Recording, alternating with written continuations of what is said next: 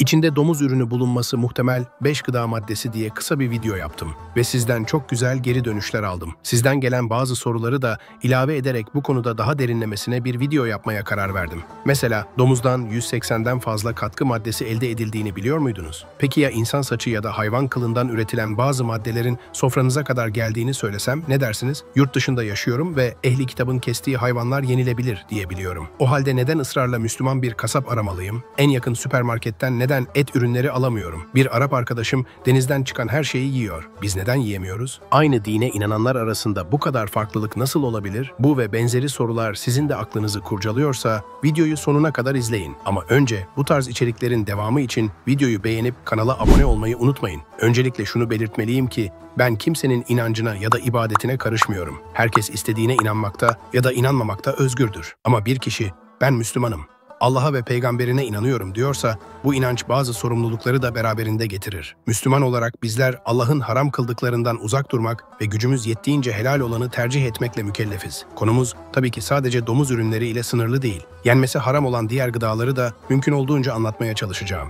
Bu konuda Bakara suresi 173 ve Maide suresi 3. ayetleri bize konuyu gayet açık ve net bir şekilde açıklıyor. Bismillahirrahmanirrahim. Allah size yalnızca murdar eti, kanı, domuz etini ve Allah'tan başkası adına kesilmiş olanı haram kıldı. Ama bir kimse zor durumda kalırsa, haksızlığa sapmadıkça, sınırı aşmadıkça kendisine bir günah yoktur. Biliniz ki Allah bağışlayan ve esirgeyendir. Ayet ve hadislerden çıkardığım 5 maddeyi sizlerle paylaşıyorum. 1. Ölü hayvanların eti size haram kılındı. Her ne şekilde olursa olsun ölmüş bir hayvanın eti haramdır. Bir hayvanın helal olabilmesi için canlıyken kesilmesi ve kanının dışarı akması gerekir. Eğer hayvan kesilmeden önce ölmüşse, ister hastalıktan, ister yaşlılıktan, ister başka bir hayvanın saldırısıyla bu et artık murdardır. Yani yenemez. Bu noktada aklınıza hemen şoklama yöntemiyle kesilen hayvanlar gelmiş olabilir. Günümüzde hayvanlara acı çektirmemek ya da kontrolü kolaylaştırmak için önce kafalarına bir darbe vuruluyor ya da elektrik veriliyor. Sonra kesim yapılıyor. Peki bu durum eti helal olmaktan çıkarır mı? Diyanet İşleri Başkanlığı'na göre eğer hayvan bir darbe veya elektrikle ölmüşse ardından kesilse bile eti haramdır. Ama hayvan bayılıp canlı kalmışsa ve vakit geçmeden hemen kesilmişse eti helaldir. Yani kesim sırasında hayvanın canlı olması, boğazının kesilmesi ve kanının akması temel şartlardandır. Kıbleye çevrilmesi ve besmele çekilmesi de ayrı şartlardır. Burada birçok kişinin aklına şu soru gelebilir. Peki balıklar kesilmiyor. Onlar ne olacak? Balığın sudan çıkarılıp ölmesi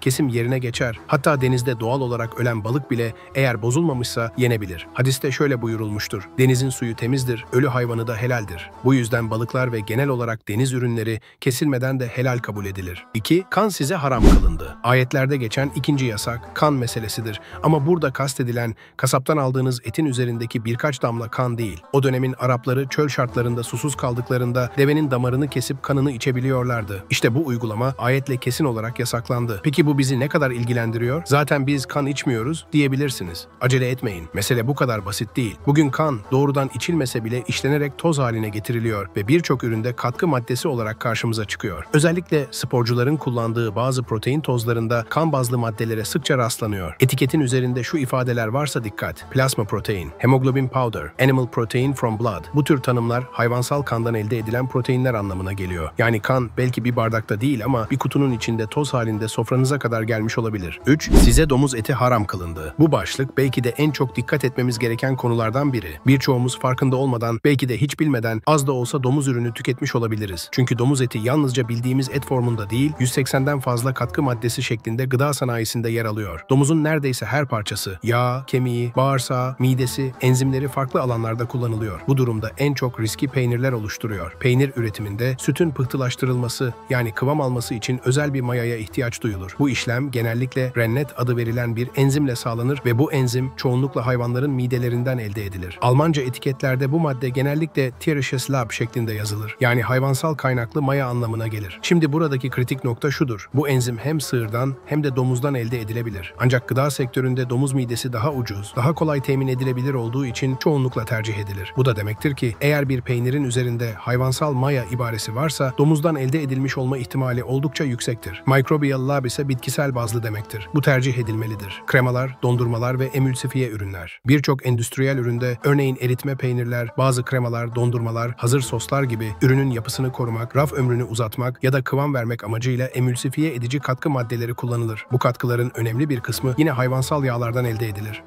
ve aynı durum karşımıza çıkar. Ekonomik açıdan daha avantajlı olduğu için domuz kaynaklı yağlar sıklıkla tercih edilir. Jelatin ise her yerde karşımıza çıkabilen bir madde. Bugün marketlerde satılan birçok üründe özellikle çikolatalar, bazı şekerlemeler, marshmallowlar, jöleli tatlılar ve hatta kapsül ilaçlarda jelatin kullanılmaktadır. Jelatin teknik olarak sığırdan, balıktan ya da domuzdan üretilebilir. Ancak dünya genelindeki üretimde en çok tercih edilen jelatin türü domuzdan elde edilen jelatindir. Üstelik etiketlerde bu detay genellikle açıkça belirtilmez. Sadece jelatin yazar ve kaynağını öğrenmek neredeyse imkansız hale gelir. Lard, domuz yağı, sessiz, gizli bir katkı maddesi. Domuzun yağı yani lard çoğu zaman ürün içeriğinde açıkça belirtilmeyen ancak pek çok üründe kullanılan bir katkı maddesidir. Örneğin bazı kuru yemişler kavrulurken daha çıtır bir doku kazansın diye domuz yağıyla işlenebilir. Pizza hamurlarında ya da bazı unlu mamullerde, özellikle milföylerde hamurun daha elastik olması ve kat kat açılması için yine bu yağdan faydalanılır. Sonuç olarak şunu söyleyebiliriz. Domuz sadece domuz eti olarak değil, çok çeşitli biçimlerde ve küçük miktarlarda da olsa soframıza kadar gelebiliyor. Bu da bize etiket okuma alışkanlığı kazanmanın, ürünlerin içeriğini araştırmanın ve bilinçli bir tüketici olmanın ne kadar önemli olduğunu gösteriyor. 4. Allah'tan başkası adına kesilen hayvanların eti de bizlere haram kılınmıştır. Bu nedenle Müslüman biri olarak besmele ile kesildiğinden emin olduğumuz yerlerden alışveriş yapmak zorundayız. Et ürünlerini mümkünse Müslüman kimliğiyle tanınan kasaplardan veya marketlerden almak en doğru tercih olacaktır. Hatta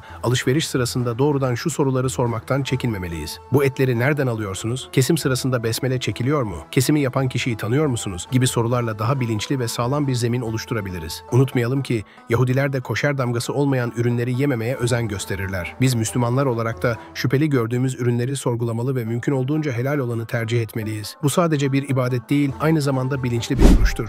Beş eti yenmesi yasak olan diğer hayvanlar. Bunlar arasında yırtıcı hayvanlar, mesela aslan, kaplan, kartal, şahin gibi hayvanlar vardır. Ayrıca fare ve köpek gibi pislik taşıyan hayvanların da yenmesi haramdır. Sürüngenler de bu gruba dahildir. Yılan, kurbağa gibi canlılar da yasaktır. At eti konusu ise biraz farklıdır. Bazı ülkelerde, örneğin Fransa, Japonya ve Kazakistan'da at eti oldukça yaygındır. İslam hukukunda at eti doğrudan haram sayılmaz. Bazı mezhepler at etinin yenebileceğini söylerken bazıları da mekruh, yani hoş karşılanmayan ama haram olmayan olarak kabul eder. Tabii burada önemli olan at etinin temiz kesilmiş olması, domuz ürünleriyle temas etmemiş olmasıdır. Ancak nihayetinde her Müslüman kendi vicdanıyla bu konuda karar vermelidir. Son olarak deniz ürünlerine de kısaca değinmek istiyorum. Maide suresinin 96. ayetinde deniz avı ve onu yemek size helal kılındı buyurulur. Ancak mezhepler deniz ürünleri konusunda farklı görüşler ileri sürmüştür. Şafii mezhebi, balık, karides, kalamar ve benzeri tüm deniz ürünlerini helal kabul ederken Hanefi mezhebine göre sadece balık türleri helal sayılır. Yengeç, istakoz, midye gibi kabuklu deniz ürünleri haramdır. Eğer isterseniz mezhepler arasındaki bu farklılıkları detaylandıran bir video da hazırlayabilirim. Sonuç olarak herkes kendi mezhebine göre hareket etmeli ve şüpheli ürünlerden uzak durmalıdır. Özetle günümüz dünyasında helal beslenme gerçekten dikkat ve özen gerektiriyor. Etiketleri iyi okumak, güvenilir ve bilinçli kaynaklardan alışveriş yapmak ve şüpheli ürünlerden kaçınmak en doğru yoldur. Ayrıca bu konuda yapılmış bazı app'ler var. Bunları kullanmanızı da tavsiye ederim. Bu konuda daha detaylı bilgi almak ya da başka sorularınızı iletmek isterseniz yorumlarda yazabilirsiniz. Bir sonraki videoda hangi konuları ele almamı istersiniz? Videoyu beğenmeyi ve kanala abone olmayı unutmayın.